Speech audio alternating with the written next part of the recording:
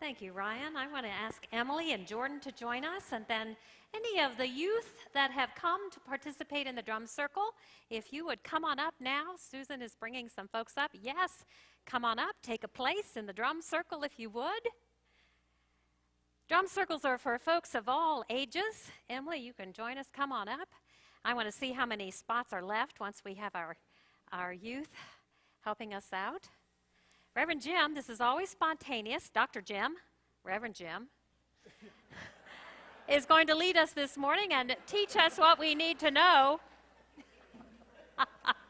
I'm getting out of the way of the lightning. I don't know about you. It's already happened once.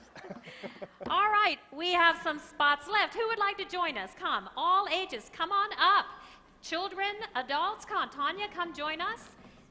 That's right, come. You want to, yes, oh, Elizabeth, Stephen, of course. Come on, Jackson, I suspect. We'll have room for everybody. We have a hand drum over here. One more spot. Yes, great. And one right here. How about right up there? Now you're on the spot. Wonderful, thank you. We're going to drum 3 times, and I'm going to tell stories between our drumming, okay? And Dr. Jim will tell us what we're going to be about. My father used to call this Tuesday holiday Armistice Day, never Veterans Day, remembering the end of hostilities between the Allies and Germany in World War I, 1918. And then he was on a ship on May 8th, 1945, on his way to France for VE Day, the day that hostilities stopped in Europe, and he knew he'd be coming home. He always said to me, Janet, soldiers become veterans, to be sure, but they always remember armistice, when the battle stopped and life began again. Well, as we observe Veterans Day today, I want to remember some stories and their power to help us document when life begins again. Many of you will know that I am just recently home from a renewal leave of about 5 weeks that I did, and Matthew provided the text for this time away. Ryan shared those words, and they're attributed to Jesus. Are you tired? Worn out? Yes. Burned out with religion? I said, Jesus has my attention. And so he continued, Janet, get away with me and you'll recover your life. I'll show you how to take a real rest. Walk with me and work with me. Watch how I do it. Learn the unforced rhythms of grace. Now, that invitation was in my mind when I arrived at Siesta Key, a little barrier island west of Sarasota in the Gulf of Mexico. I arrived on Sunday afternoon and began to unpack my bags and get ready to go out and see one of these famous Gulf Coast sunsets, when, about an hour before sunset, I heard the sound of drumming. And so I crossed the street and joined about 150 guests and residents in a drum circle. We played drums from all over the world, including shakers and tambourines and bells and wood blocks. And in the center of the circle, people of all ages, as young as 3 and I suspect as old as 95, danced and performed with hula hoops and juggled hacky sacks and sticks. Well, conversations emerged around the drum circle, and strangers became friends. A community was formed, and in the next few days, I played with those same families on the beach every day, sharing lunches and building sandcastles with the children. Circles are powerful. You know, one person can stand and be a beacon alone, but a circle of people is like a satellite dish, sending out energy that changes the world. Mickey Hart, you'll recognize from the Grateful Dead, was practically born with drumsticks in his hand. Besides pushing that band for more and more complexity, he combined music and science and spirituality to look at the healing power of percussion. He said a drum circle offers equality among those who play. People of all ages come together. The objective is to share rhythm and get in tune with each other, to entrain and to resonate. By entrainment, I mean that there is a new voice, a new collective voice that emerges from the group as they drum together. So, let's drum. Just Listen join me to with Dr. this G. rhythm.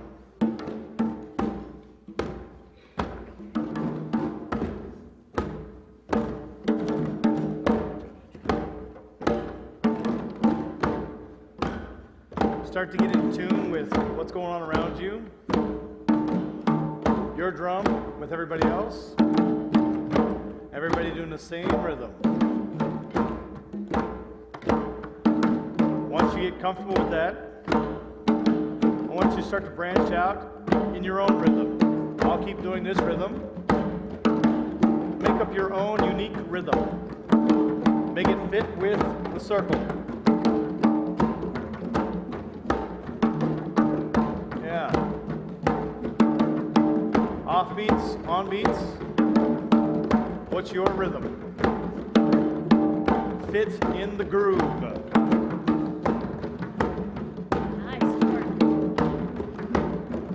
And when we stop, there's usually a sign, but for right now, we're just going to go 4, 3, 2, 1. 4, 3, 2, 1.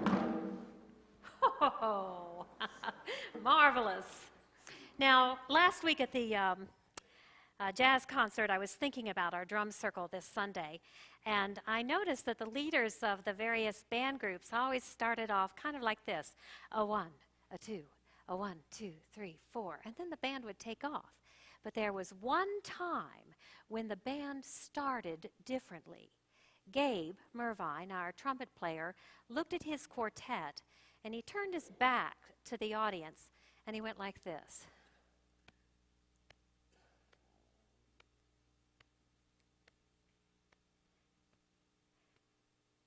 And the three other musicians began to kind of get the groove. And their bodies began to reflect it, and I watched their feet began to tap. Their hands kind of went like this. And they were resonating. And the music began. It's marvelous. Entrainment, resonating together. With hearts guiding hands. St. Luke's entrains all the time. It resonates with shared rhythm. Last year, we launched a challenging campaign. We were going to raise our resources to do ministry together by 15% over the next 2 years. And many of us took a big step last year, and we moved with glee into a new era. Some of us, and many of us, will take that step this year so that we can realize the goals we set next year. Last year, because of the tremendous impact of your giving, we were able to fund pastoral care for the first time in the life of this congregation. I'm talking about Reverend Sally and Reverend Pat and the Stephen Ministry and the Caring Connection and the Prayer Circle and the Grief Group and Spiritual Engagement. Our care needs have grown exponentially. Thanks be to God, because we resonated. We resonate. After 4 years of no adjustment in compensation, we were able to thank our amazing staff. We resonated. Thanks be to God. And we were able to make confirmation finally affordable for any child who wanted to do it. I've been working 9 years to get that to happen. And without any prohibitive fees, any child can take confirmation in this congregation. Thanks be to God, because we resonated. Now, the Bible encourages us to complete the plan this year. The best way to do it is just to finish what you started and let the good intentions move on. The heart was in the right place all along, and the heart guides the hands.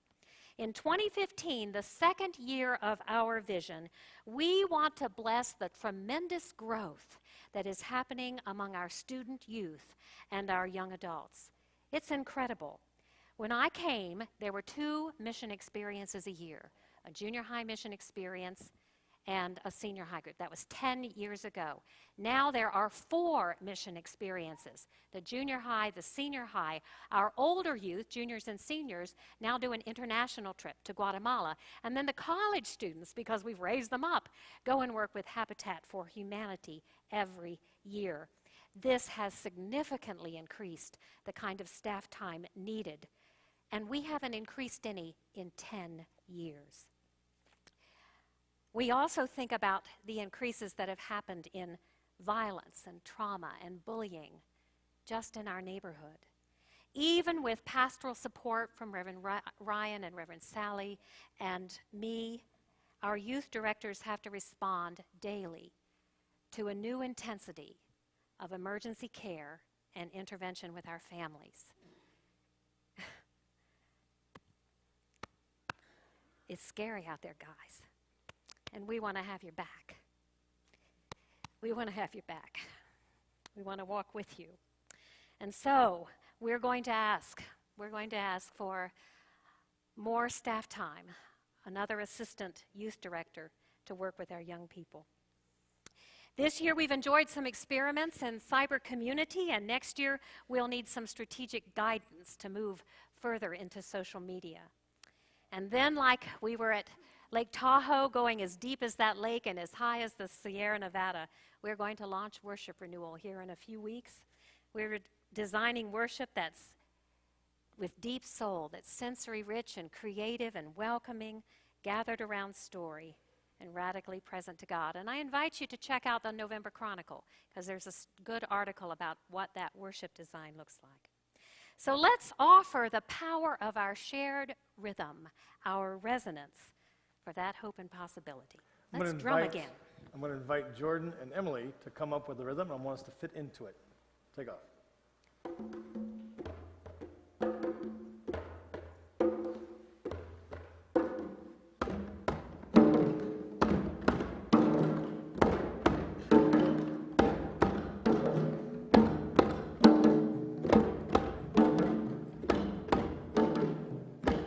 Play softer.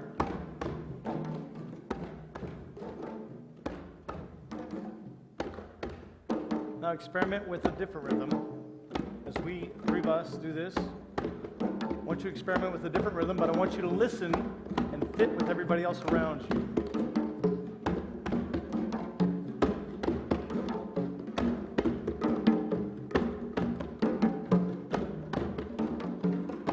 Hear everybody. Hear how you fit.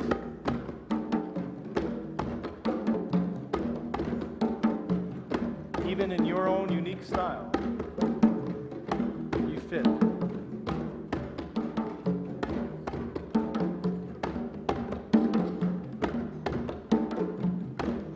Four, 3, 2, 1. Marvelous, thank you. I was recently listening to a friend who was struggling how to communicate a rhythm that she thought was needed by her 26-year-old young adult daughter who was to be married soon. My friend Gail, in her late 50s, was raised Methodist, and she's always lived out of her Christian convictions. Her daughter Cheryl is a wonderful, talented individual who got all the gifts from Mom and Dad. But the Christian life didn't stick with Cheryl. She's marrying this energetic, entrepreneurial young man who doesn't want a lot of God talk at the marriage ceremony. Cheryl tells her mom that she and her husband to-be are going to be okay because they have parents whose marriages have lasted many years, and there's been good modeling in their home. Well, that assumption is that the modeling will stick, and it's not a bad one, but there are still some crucial connections missing. The source of my friend's marriage, this kind of sticking over many years, is something much deeper than just modeling. It's a Christian story. It is a shared rhythm. My friend is trying to communicate to her daughter that the inner story that one lives matters because it shapes your commitments. Inner story matters. It gives you this internal rhythm as to what life is about and how to live out in that particular time and place and season. My friend's fear is that her daughter is marrying without a story, and consequently no beat, except for the implicit music of her parents. Paul, in our writing today, invites people to live by the Christian story. In his writing, there's a backstory. He encourages us to make new rhythms when it comes to thinking about giving. He quotes street wisdom about generosity, this story about sowing bountifully and reaping bountifully and giving cheerfully for abundant rewards and all of that. He says these proverbs sound like common sense, but they are really old wisdom based on an old morality. True generosity, he says, arrives from a free heart, from an inner rhythm. Every blessing, every grace comes from God and motivates generous, risk-taking relationship. He calls it koinonia. Koinonia is not an easy word to translate in English from the Greek. It is translated fellowship, sometimes sharing, sometimes communion, sometimes contribution, sometimes participation. This is koinonia. And the collection that he talks about is a shared rhythm, people from very different backgrounds coming together in Christ. Beloved, we are sharing rhythms, living in a story that we belong to one another, that we are sharing in communion and in every blessing. Bob and I give to this community because together we are creating these shared rhythms, and they're giving beat to our lives. Every October I tell you what Bob and I are planning to give, and I tell you for 3 reasons.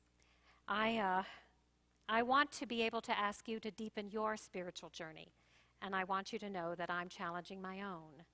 I want you to remember November 9th, 2014, the Sunday before we bless our gifts on November the 16th. I want you to remember that Reverend Janet said, I know you've probably never ever given to a church community, but I tell you this one is different. I want you to invest in St. Luke's and invest in all that's happening here.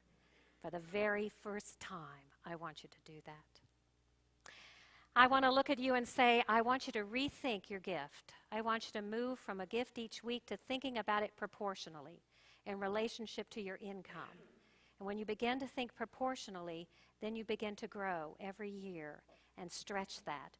That is the biblical understanding of a tithe. I want you to remember this Sunday when that happens to you. I want you to remember when God is working on you so much inside that you know this is the year to stretch to that 10% biblical goal. I want you to remember when Janet asked. I also tell you because I want to be a leader among leaders. I can't lead you where I won't go myself. And the other thing is I want to be accountable to you. I want you to expect your pastors to give both tithes and offerings and to hold us accountable to that. Bob and I plan to give above the tithe. We stepped up last year to 11% of our income, which is, in 2015, $13,530. However, we're going to have to adjust that in a couple of weeks because we're on job search again. The company that Bob has been with over the last 4 years is closing. And so, Sherry, I'm coming to see you, okay? All right, and we just pray for us and that something opens up and we're able to hold. But we'll keep our commitment. We'll keep our commitment. So I'm going to be holding Jesus to his teaching. I won't lay anything heavy or ill-fitting on you, Janet. Keep company with me, and you'll learn to live freely and lightly.